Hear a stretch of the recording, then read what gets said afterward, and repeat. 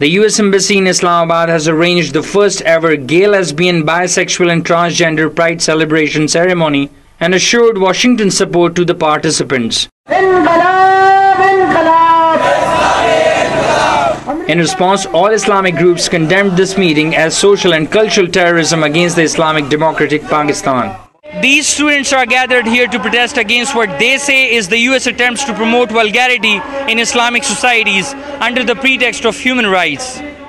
The US Deputy Ambassador Richard Hoagland, who hosted the meeting, was quoted in a statement on the US Embassy website. "I want to be clear, the US Embassy is here to support you and stand by your side every step of the way. We have certain religious constraints which are to be kept for the betterment of Muslim society and to keep it within the limits of Islam. After killing Muslims across the globe, now US wants to project and promote objectionable, unnatural and abnormal behaviors under the pretext of equality and human rights, which is not at all acceptable. They are putting all efforts to turn it into a clash of civilizations. It is sad. If you destroy the morality of a society, you have destroyed it completely."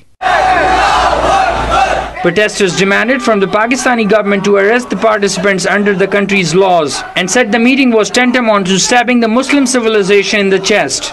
They urged Pakistan Telecommunication Authority to ban Pakistani gays' websites. We believe that the vulgarity and the homosexuality which America is trying to spread over in Pakistan, inshallah we will condemn and we will fight against that.